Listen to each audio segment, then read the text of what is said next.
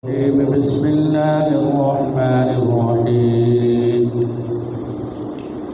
يا أيها الذين آمنوا ليبلونكم الله بشيء من الصيد تناله أيديكم ورماحكم ليعلم الله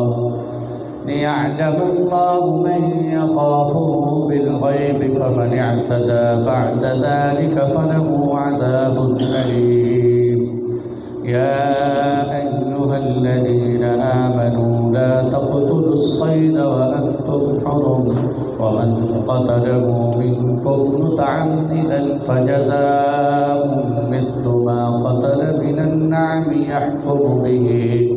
يحكم به ذوى عدل منكم هديا بالغ الكعبة أو كفارة طعام مساكين أو عدل ذلك صياما ليذوق وبال أمره عفى الله عما سلف ومن عاد فينتقم الله منه والله عزيز ذو انتقام أحل لكم صيد البحر وطعامه متاعا لكم وللسيارة وحرم عليكم صيد البر ما دمتم حرما واتقوا الله الذي إليه تحشرون صدق الله العلي العظيم۔ گزشتہ درس کے اندر ہم نے شراب کی حرمت پڑھی تھی اور شراب کی وعیدیں میں نے آپ حضرات کے سامنے سنائی تھی کہ اللہ کے محبوب صلی اللہ علیہ وسلم نے کتنی لعنتیں فرمائی ہیں شراب پینے والے پر، اور یہ بھی آپ حضرات کو بتایا تھا کہ صحابہ کرام کا ایمان دیکھو کہ عام طور پہ شراب کے عادی کو شراب چھوڑنا مشکل ہوتا ہے، لیکن شراب پہلے حلال تھی۔ جب شراب کی حرمت آئی تو اللہ اور اللہ کے رسول کے نام پر صحابہ نے شراب کو کیسے گلیوں میں بہایا، کیسے شراب کے مٹکے توڑ ڈالے، اور کس طرح اپنے منہ کے اندر سے شراب کی کلیاں باہر پھینک دیں کہ بس اب اللہ کا حکم آ گیا۔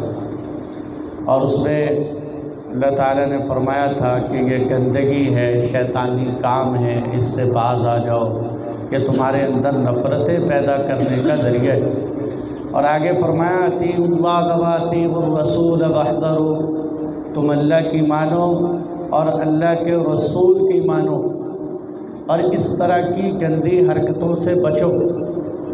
یہ شراب پینے سے، جوا کھیلنے سے، بتوں پہ چڑھاوے چڑھانے سے، یہ جوئے کے تیر کھیلنے سے، ان سے بچو۔ فَإِن تَوَلَّيْتُمْ، بس اگر تم ان طریقوں سے باز نہ آئے تو تم جان لو علی رسولنا البلاغ المبین، کہ ہمارے رسول کے ذمے تو اللہ کے حکم کو کھول کے بیان کر دینا۔ یعنی یہ نہ خیال کرنا کہ اگر تم لوگوں نے عمل نہ کیا تو معاذ اللہ اللہ کے نبی صلی اللہ علیہ وسلم کی شان میں کوئی کمی آ جائے گی، اللہ کے محبوب کی شان میں کوئی کمی نہیں آئے گی۔ ہاں، آپ کی ذمہ داری کیا ہے؟ لوگوں تک پیغام پہنچا دینا۔ اور میرے اور آپ کے حبیب نے حجۃ الوداع پہ واضح اعلان فرمایا اور صحابہ سے اس کی تصدیق لی کہ میں نے پیغام پہنچایا کہ نہیں پہنچایا؟ اللہ کے محبوب پہنچا۔ دوسری جگہ قرآن کہتا ہے وَمَا كُنَّا مُعَذِّبِينَ حَتَّى نَبْعَثَ رَسُولًا، ہم تو کسی پہ اس وقت تک عذاب ہی نہیں دیتے جب تک ہم وہاں کوئی پیغمبر نہ بھیج دیں۔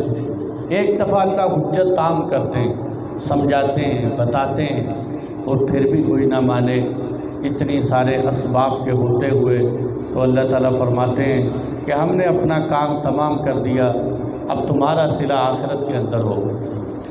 لَيْسَ عَلَى الَّذِينَ آمَنُوا وَعَمِلُوا الصَّالِحَاتِ جُنَاحٌ فِيمَا طَعِمُوا، ایسے لوگوں پر کہ جنہوں نے ایمان لائے اور نیک اعمال کیے، ان پر کوئی گناہ نہیں، بشرطے کہ وہ آئندہ ان گناہوں سے بچتے رہیں اور ایمان رکھیں اور نیک عمل کرتے رہیں۔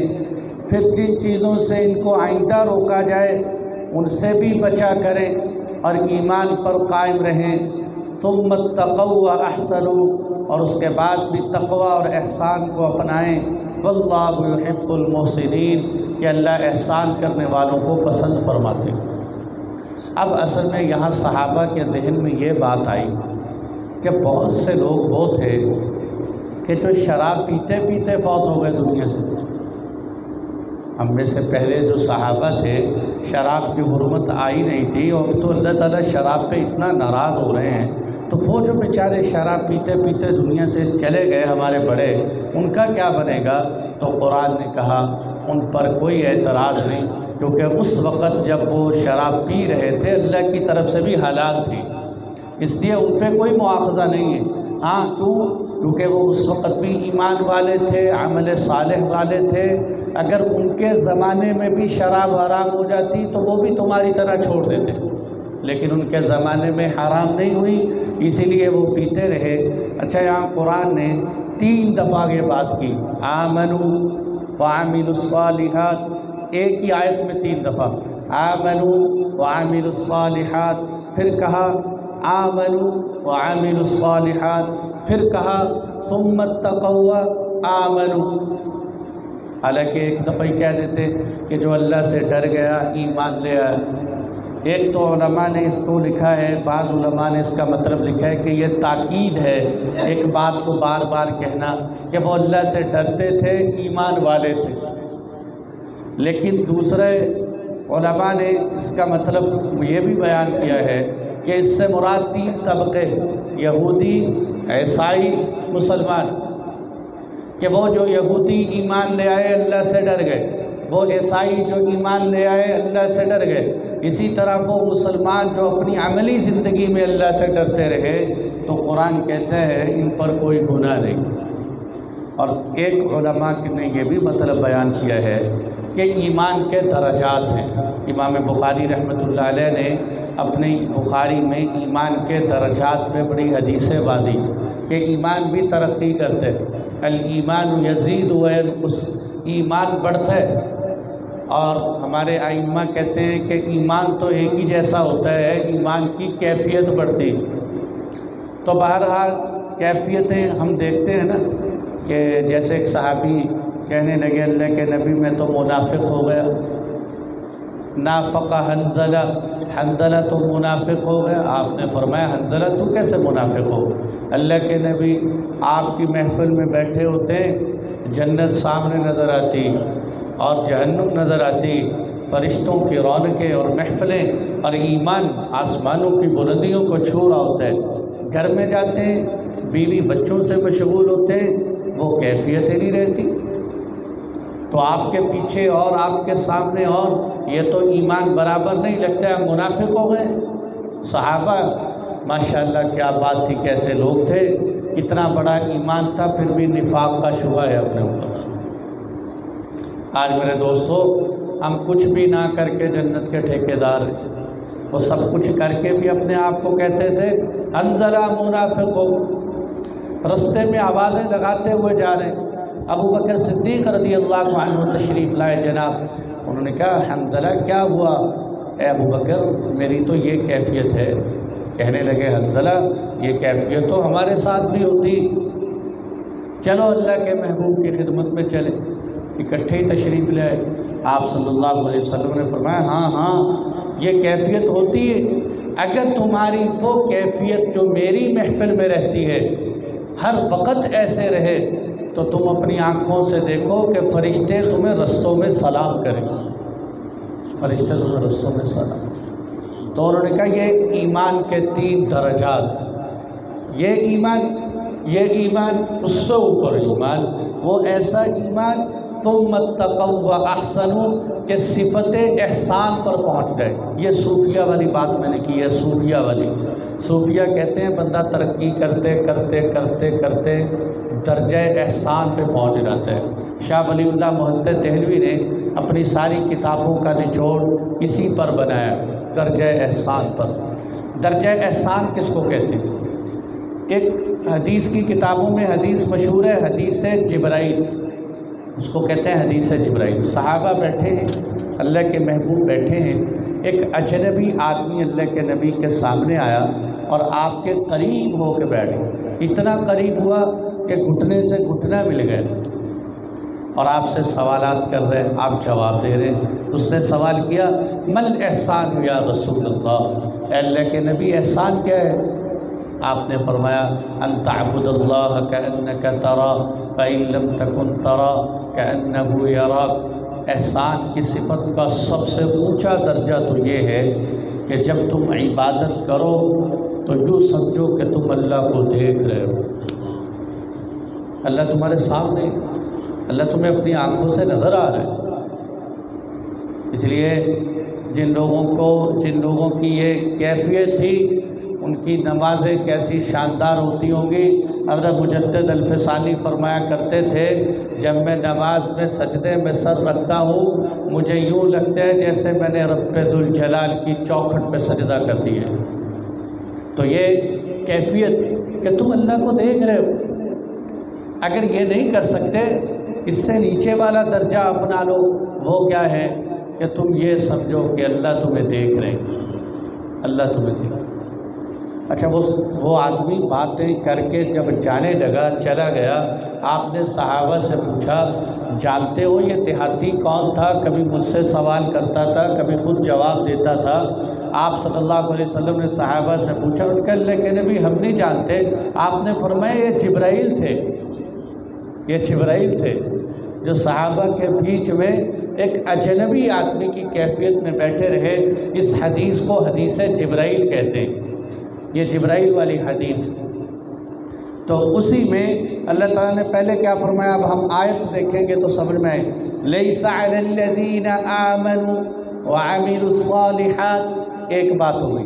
آگے جناح فیما طعموا اذا ما اتقوا آمنوا وعملوا الصالحات ثم اتقوا وآمنوا ثم اتقوا واحسنوا۔ احسان کی صفت تک ایمان چلتے چلتے پہنچ جائے، اور ایسے احسان والوں کو اللہ پسند فرماتے ہیں۔ واللہ یحب المحسنین۔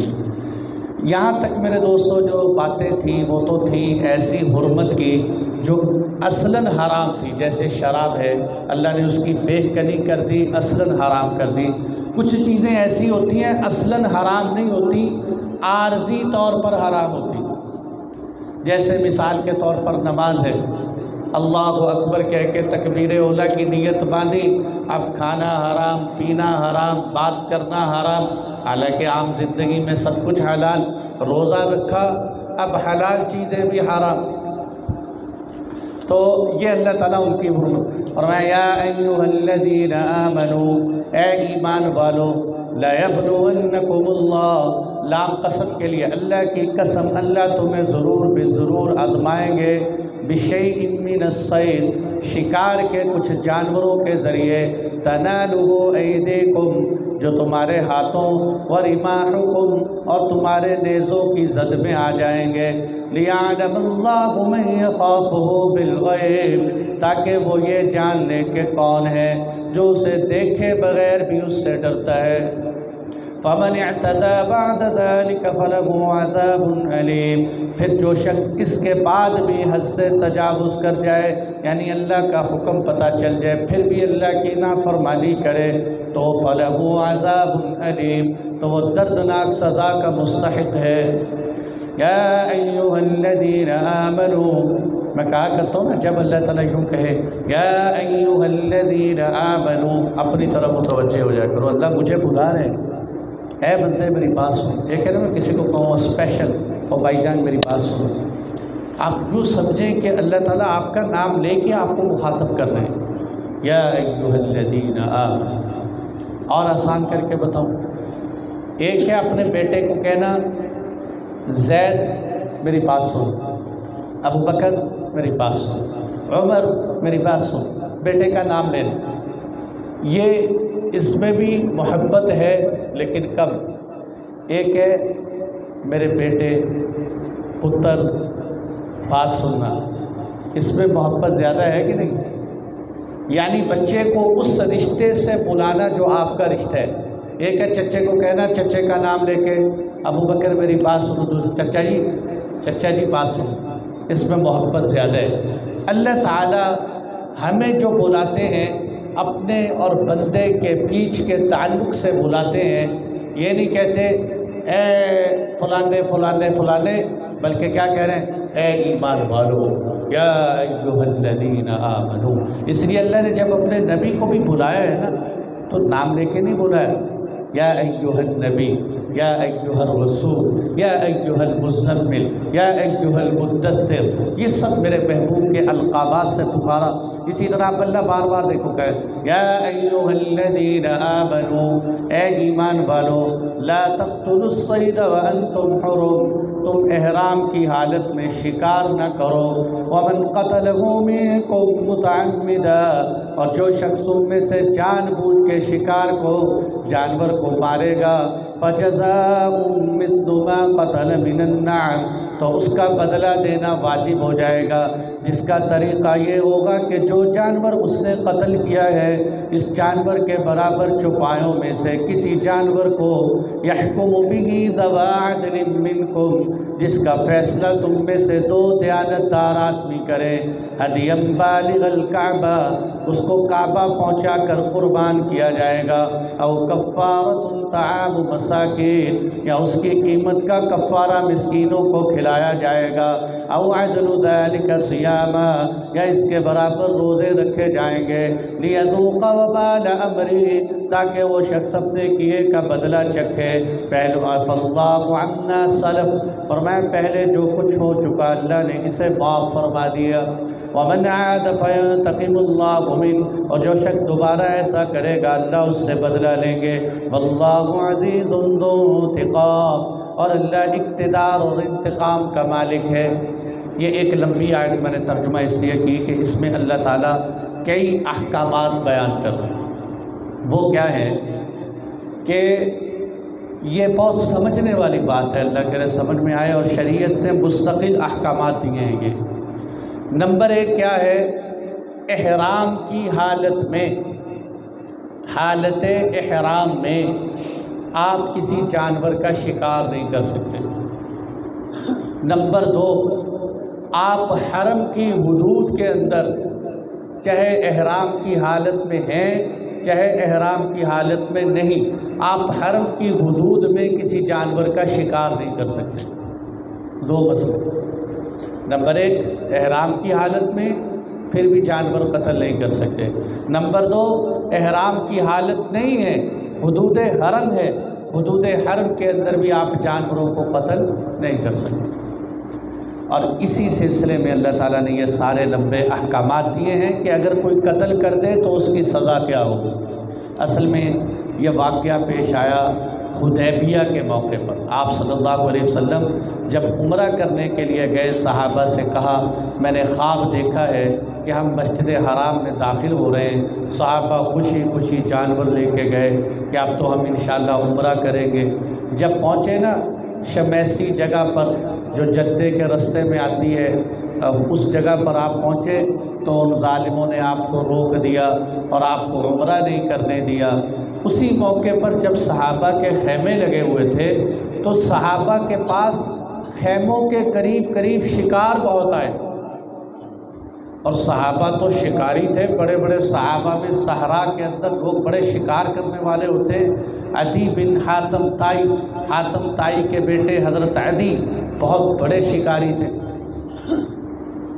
اب جی میں آئے کہ ان جانوروں کو پکڑ کے کوئی بٹیر کو، کوئی تازہ قسم کا جانور ذبح کر کے کھاتے، اور ادھر اللہ تعالیٰ نے قرآن کی آیتیں اتار دیں کہ تم حرم کے اندر حالت احرام میں شکار نہیں کر سکتے، شکار کرو گے تو یہ سزا ملے گی تمہیں۔ اور یہ بالکل اللہ تعالیٰ نے آگے سے کیا کہا کہ یہ جانور تمہاری آزمائش کا ذریعہ بنیں گے۔ آزمائش کیسے بنے گی کہ دیکھو تمہیں اللہ نے منع کر دیا اور جانور تمہارے خیموں کے پاس آ رہے ہیں۔ قرآن کیا کہہ رہے ہیں؟ ایسے جانوروں سے اللہ تمہیں آزمائے گا کہ جن کو تمہارے ہاتھ پہنچ سکتے ہیں، تمہارے نیزے پہنچ سکتے ہیں۔ علماء نے اس کا مطلب یہ لکھا ہے کہ یعنی وہ شکار تمہارے اتنا قریب ہے کہ تم چاہو تو ہاتھ سے پکڑ سکتے ہو، چھوٹے چھوٹے پرندے جو ہاتھ سے پکڑے جا سکتے ہیں، اور کچھ ایسے ہیں جو تم نیزہ مارو گے تو نیزے کے ذریعے شکار ہو سکتے ہیں، تمہارے بہت قریب ہیں، لیکن بچنا اللہ تمہیں آزمائیں گے۔ آزمانے کا مطلب کیا ہے؟ اگر تم نے شکار کر لیا اللہ کی نافرمانی ہو جائے گی، اور اگر تم نے اس کو چھوڑ دیا کھانے کو، دل تو بہت کر رہے، تو اللہ تعالیٰ تمہیں آزمائیں گے کہ واقعی یہ صحابہ ہیں جو میری خاطر پیٹ پہ پتھر تو باندھ لیتے ہیں لیکن اللہ کے منع کرتے ہوئے چیز کی طرف ہاتھ نہیں بڑھاتے، ہاتھ نہیں بڑھاتے۔ اور یہی آزمائش ہے۔ اچھا، میں اب بھی اکثر ساتھیوں سے کہا کرتا ہوں نا کہ جمعے کے دن جب جمعے کی اذان ہو جائے تو بازار بند کر دیا کرو، دکانیں بند کر دیا کرو، تجارت چھوڑ دیا کرو۔ اللہ نے مسلمانوں کو صرف جمعے کا تھوڑا سا ٹائم دیا، ہفتے یہودیوں کو اللہ نے پورے ہفتے کا دن دیا تھا کہ پورے ہفتے میں تم نے ایک ہفتے کا پورا دن 24 گھنٹے تم نے دنیا کا کوئی کام نہیں کرنا۔ ہمیں اللہ نے فرمایا سارا کرو، کرتے رہو۔ جمعے کے دن جب پہلی اذان ہو جائے نا، یہ جو تھوڑا سا وقت ہے، بس اس وقت کے اندر اپنی تجارت بند کرو۔ یا ایھا الذین آمنوا اذا نودی للصلاۃ من یوم الجمعہ فاسعوا الی ذکر اللہ، اللہ کے ذکر کی طرف چلو۔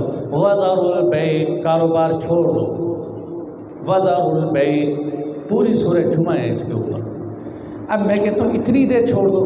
اچھا، اللہ کی شان آپ دیکھیں گے، بندہ چھوڑنے کا ارادہ کرے گا، اس کو اتنے کام پیش آنے شروع ہو جائیں گے، اس کو چھوڑنا مشکل لگے گا۔ یہ اللہ کی آزمائش ہوتی کہ یہ گاہک دیکھتے ہے، یہ دنیا کے تقاضے دیکھتے ہے، یا میرے حکم کو دیکھ کے سارا کچھ چھوڑ کے چلا جاتا ہے۔ ایسے یہودیوں کو جب اللہ نے ہفتے کے دن شکار سے منع کیا تو اللہ کی شان پورا ہفتہ دریا میں اتنی مچھلیاں نہ آتی جتنی ہفتے کے دن آ جاتی۔ اب منہ میں پانی آتا مچھلیوں کو دیکھ دیکھ کے، اور اس کے لیے مچھلیاں انہوں نے پکڑنے کے ہیلے اپنائے، اللہ نے ان پہ لعنت ڈال دی۔ فرمایا اے محبوب، ہم آپ کی امت کو بھی آزمائیں گے، کس چیز سے؟ کہ حرم کے اندر شکار نہ کریں۔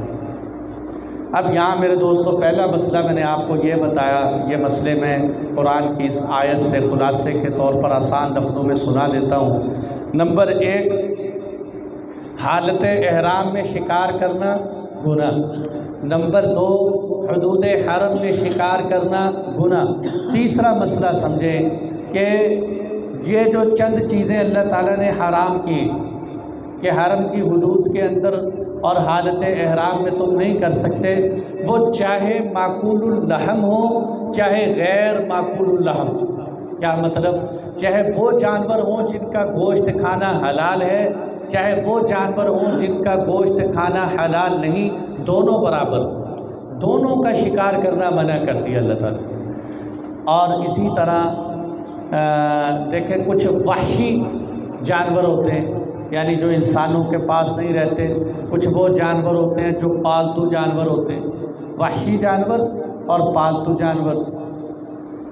اس سے مراد وہ جانور ہیں جو وحشی جانور جو آپ کے پاس نہیں رہتے، آپ ان کا شکار کرتے ہیں، لیکن جو آپ کے گھر کے جانور ہیں، پالتو جانور ہیں، ان کا تو شکار نہیں ہوتا، ان کو ذبح کیا جاتا ہے، ان کو آپ حالت احرام میں حدود حرم میں بھی ذبح کر سکتے ہیں، ان کو ذبح کر سکتے ہیں۔ اور اسی طرح یہ مسئلہ بھی سمجھنا کیا ہے کہ اس میں کچھ جانور اللہ کے نبی نے ایک حدیث سے مستثنیٰ کر دیا۔ ایک حدیث، صحیح حدیث میں آپ صلی اللہ علیہ وسلم نے کچھ جانوروں کو اس سے جدا کر دیا کہ ان کو حالت احرام میں بھی حدود حرم کے اندر بھی تم مار سکتے ہو۔ اس میں سے ایک تو آپ نے جیسے قرآن کی اسی آیت میں آ گیا، آپ نے فرمایا احل لکم صید البحر، خشکی کے جانور تو تم نہیں پکڑ سکتے لیکن سمندر کے جانور تمہارے لیے حلال۔ صحابہ کشتیوں پہ سفر کر کے آتے تھے نا، حدود حرم میں داخل ہو جاتے تھے، اب رستے میں مچھلیاں نکل کے آ رہی، تو اللہ تعالیٰ نے فرمایا یہ مچھلیاں تمہارے لیے حلال۔ وَطَعَامُهُ مَتَاعًا لَكُمْ وَلِلسَّيَّارَةِ، اس کا کھانا تمہارے لیے اور قافلے والوں کے لیے فائدے کی چیز ہے۔ وَحُرِّمَ عَلَيْكُمْ صَيْدُ الْبَرِّ مَا دُمْتُمْ حُرُمًا، اور تمہارے اوپر خشکی کا شکار حرام ہے جب تک تم احرام کی حالت میں ہو۔ دونوں باتیں آپ نے سامنے کر دی۔ بر کہتے ہیں خشکی کو، بحر کہتے ہیں دریا کو۔ اللہ فرماتے ہیں خشکی کے جانور تمہارے لیے حرام ہیں، سمندر کے جانور تمہارے لیے حلال ہیں۔ اور اسی سے امام شافعی اور امام ابو حنیفہ رحمۃ اللہ علیہ کا اختلاف ہوا۔ امام ابو حنیفہ رحمۃ اللہ علیہ یہ فرماتے ہیں کہ سمندر کے تمام جانوروں میں سے صرف مچھلی حلال، صرف مچھلی حلال۔ امام شافعی رحمہ اللہ فرماتے ہیں سمندر کے ہر چیز حلال، وہ کیکڑا ہو، وہ جھینگا ہو، وہ کوئی بھی بلا کسی قسم کی جتنی بھی جو مخلوقات نکلتی ہیں، کیونکہ وہ کہتے ہیں اللہ تعالیٰ نے کوئی قید نہیں لگائی، یہ فرمایا تمہارے لیے سمندر کا شکار حلال۔ صحیح، جو شکار ہو جائے، جو بھی چیز شکار ہو جائے وہ تمہارے لیے حلال۔ امام ابو حنیفہ رحمۃ اللہ علیہ فرماتے ہیں کہ نہیں، صرف مچھلی حلال۔ یہی وجہ ہے آج آپ دیکھیں یہ جتنے شواف حضرات ہیں یہ ایسی ایسی آئٹمیں پکاتے ہیں کہ ان کے کچن سے گزرنے والا بے ہوش ہو جاتا ہے اور کھاتے ہیں۔ ٹھیک ہے، ان کے امام شافعی رحمہ اللہ، بلکہ وہ کراچی میں تو جھینگا مارکیٹ میں بہت مہنگا بکتا ہے۔ اچھا، اللہ کی شان ایسی ہے کہ جھینگا جو ہے نا، جھینگا اس کی اگر کوئی شکل نہ دیکھے ویسے کھائے تو بہت مزیدار ہوتا ہے، لیکن اگر کوئی اس کی شکل دیکھ لے نا جھینگے کی، پھر تو اس کا ساری زندگی کھانے کو دل نہیں کرتا، اتنا خطرناک ایسے ٹانگیں نکال کے بیٹھا ہوتا ہے۔ اور کئی دفعہ وہاں کراچی میں ایک دفعہ دعوت آئی تو سبزی تھی، میں نے سبزی سمجھ کے کھا لی، اور بعد میں انہوں نے بتایا حضرت اس میں جھینگا بھی ڈالا ہوا سبزی کے اندر، سبزی میں ٹکڑے کر کے، وہ میں تو الٹیاں کرتا پھروں وہاں، لیکن پہلے کوئی پتہ نہیں چل۔ تو جھینگا یہی قرآن کی آیت سے اختلاف ہوتا ہے۔ اور اب ہمارے مفتیان کرام کا اختلاف اس بات پہ ہے کہ حضرت مفتی تقی عثمانی صاحب اور کچھ دیگر حضرات وہ کہتے ہیں کہ جھینگا جو ہے وہ مچھلی نہیں۔ ہم نے مچھلی کے ماہرین سے پوچھا ہے، جو صفات مچھلی کی ہوتی ہیں وہ ہمیں جھینگے میں نظر نہیں آتی، لہذا جھینگا حلال نہیں۔ کچھ دیگر مفتیان کرام ہیں وہ کہتے ہیں دیکھو کسی چیز کو مچھلی بنانے نہ بنانے میں مچھلی والے لوگوں کی بات مانی جائے گی، مچھیروں کی، زیادہ مچھلی کھانے والوں کی، جس میں بنگالی ہیں، برمی ہیں، اور اسی طرح یہ ساحل سمندر پہ رہنے والے مچھیرے، یہ بنگالی اور برمی تو مانتے ہی نہیں۔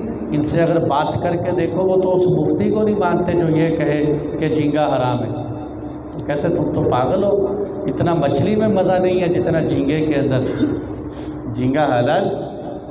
باقی جو شوافے ہیں وہ تو جو کیکڑا ہے اس کو بھی کھاتے ہیں، کیکڑے کو وہ کہتے ہیں سمندر کی ہر چیز اللہ نے ہمارے لیے حلال کر دی ہے۔ احل لکم صید البحر، اللہ نے تمہارے لیے سمندر کا شکار حلال کر دی ہے۔ امام ابو حنیفہ رحمۃ اللہ علیہ فرماتے ہیں اللہ کے نبی نے فرمایا احل لنا المیتتان السمک والجراد، اللہ نے تمہارے لیے دو مردہ چیزیں حلال کی ہیں، ایک مچھلی اور ایک ٹڈی۔ ٹڈی دل جانتے ہو یہ جو کھیتوں کو کھا جاتی ہے، ابھی ہمارے علاقوں میں آئی ہوئی تھی ادھر، یہ بورے والا کی طرف، یہ حلال ہے باقاعدہ، اب نہیں لوگ کھاتے تو نہ کھائیں۔ یہ ٹڈی یہ حلال ہے، بغیر ذبح کیے حلال۔ اب آپ صلی اللہ علیہ وسلم نے دو باتیں حدیث، اور وہ فرماتے ہیں اللہ کے نبی نے مردار میں سے صرف مچھلی کی بات کی۔ تو یہ میرے دوستو اس سے ہمیں کیا پتہ چلا، بہرحال مچھلی کی بحث لمبی ہے، کبھی پھر کریں گے۔ یہاں فرما دیا اور پتہ چل گیا کہ خشکی کے جانور تو تم حالت حرم میں قتل نہیں کر سکتے، سمندر کے جانور تم کھا سکتے ہو۔ یہ ایک مسئلہ ہمیں سمجھ میں آیا۔ یہی میں دوستو اس لیے تو میں سمجھا رہا ہوں کہ فقہا کبھی بھی مسئلے گھر بیٹھ کے نہیں بناتے، قرآن کی ایک ایک آیت میں ایک ایک نقطے میں غور کرتے ہیں۔ امام ابو حنیفہ کہتے ہیں میں اس آیت سے یہ سمجھاؤں، امام شافعی کہتے ہیں میں اس آیت سے یہ سمجھاؤں، امام احمد بن حنبل کہتے ہیں میں اس آیت سے یہ سمجھاؤں۔ ان کا ہمیشہ استدلال پیچھے قرآن کی آیت ہوتی، یہ حدیث رسول اللہ ہوتی، اور یہاں تک کہ اگر امام ابو حنیفہ رحمۃ اللہ علیہ تو یہ فرماتے ہیں کہ اگر کسی مسئلے پر مجھے صحیح حدیث نہ ملے تو میں اپنی بات چلانے کی بجائے رسول اللہ صلی اللہ علیہ وسلم کی ضعیف حدیث پر بھی عمل کر لیتا ہوں کہ اللہ کے نبی کی حدیث تو ہے، میری بات کی بجائے اللہ کے نبی کی حدیث میرے سے بہتر، لیکن جہاں مجھے کچھ بھی نہ ملے تو فرمایا پھر ہم بھی رجال ہیں، وہ بھی رجال ہیں، وہ اپنی محنت کرتے ہیں، ہم اپنی محنت کرتے ہیں، اور یوں قرآن و حدیث سے مسئلے نکالتے ہیں۔ تو بہرحال ایک تو یہ مسئلہ ہمیں پتہ چلا، اور میں نے کہا کچھ جانور مستثنیٰ ہیں جو اللہ کے نبی نے فرمایا ان کو تم ہر جگہ مار سکتے ہو، جیسے آپ نے فرمایا کوا، کوے کو تم حالت احرام میں بھی قتل کر سکتے ہو، چیل کو تم مار سکتے ہو، سانپ کو تم مار سکتے ہو، چوہے کو تم مار سکتے ہو، بچھو کو بھی مار سکتے ہو۔ اور اسی سے اب آپ نے ایک حدیث کہہ دی، اب دیکھو علماء مسئلے کیسے نکالے، یہ اللہ کے نبی کی ایک صحیح حدیث، اسی حدیث سے امام شافعی رحمہ اللہ اور دیگر بعض فقہا نے یہ مسئلہ نکالا کہ اس سے ہمیں پتہ چلا کہ وہ جانور جو کھائے نہیں جاتے ان جانوروں کو تم حالت احرام میں قتل کر سکتے ہو، کیونکہ اللہ کے نبی نے اپنے حدیث میں وہ جانور بولے ہیں جو کھائے نہیں جاتے۔ امام ابو حنیفہ رحمۃ اللہ علیہ کہتے ہیں نہیں، اللہ کے نبی نے وہ جانور بولے ہیں کہ جو دوسروں کو نقصان پہنچاتے ہیں، لہذا وہ جانور جو درندہ صفت کے ہوں، آپ کو نقصان پہنچانے والے ہوں، آپ پہ حملہ آور ہو جائیں، ان کو تم قتل کر سکتے ہو۔ مچھر آپ کے جسم میں آ کے لڑ رہے اور آپ کو ہاتھ مارا، مچھر مر گیا، تو یہ نہیں کہا جائے گا کہ اب آپ کے اوپر تاوان آ گیا، بلکہ اس نے کیوں اٹیک کیا تمہارے اوپر، اب مر گیا تو ٹھیک ہے مر گیا، خود نہیں وہاں مچھر تلاش کر کر کے مارنا شروع کر دو۔ تو بہرحال یہ بڑے احکامات ہیں اللہ تعالیٰ نے قرآن میں ایک ایک چیزیں۔ اچھا اب آگے ہمیں کیا بتایا کہ بھئی تم لا تقتلوا، مارو نہیں، لا تقتلوا نہیں کہا کہ کھاؤ نہیں۔ کیا مطلب؟ اگر کوئی بھائی شکار کر کے تمہارے لیے لے آئے اور باہر سے لے آئے شکار کر کے تمہارے لیے حرم کی حدود میں بیٹھ کر اس شکار شدہ جانور کو کھانا جائز ہے، بشرطے کہ تم نے شکار میں اس کی معاونت نہ کی ہو، اسے اشارہ کر کے نہ بتایا ہو کہ یہ جانور ہے اس کو شکار کر تو تم کھا سکتے ہو، یہ بھی ہمیں پتہ چل۔ اور میرے دوستو، جس طرح حرم کے اندر شکار کو جان بوجھ کے قتل کرنا گناہ ہے، اسی طرح خطاً قتل کرنا بھی گناہ ہے، خطاً قتل کرنا بھی گناہ ہے۔ اب کسی آدمی سے اگر جانور قتل ہو گیا تو اس کا کفارہ کیا ہے؟ تو قرآن نے کہا اس کا کفارہ یہ ہے مثل ما قتل من النعم، جس طرح کا جانور تم نے قتل کیا ہے نا، دو عقل مند آدمیوں کو، انصاف کرنے والوں کو بٹھاؤ کہ یہ جو جانور میں نے مارا ہے یہ کتنے پیسوں کا ہوگا، اتنے کے بقدر تم بھی ایک جانور حرم کی حدود کے اندر ذبح کرو گے، حرم کے اندر ذبح کرو۔ یہ پابندی یاد رکھنا میرے دوستو، بعض پابندیاں ایسی ہوتی ہیں، یہ جو جتنے دم پڑتے ہیں نا عمرے کے اوپر دم پڑتے ہیں، یہ نہیں ہے کہ دم وہاں پڑا اور قربانی آ کے پاکستان میں کر دو، دم کی قربانی حرم کی حدود کے اندر دینا ضروری، یہاں پاکستان میں نہیں چلے گی۔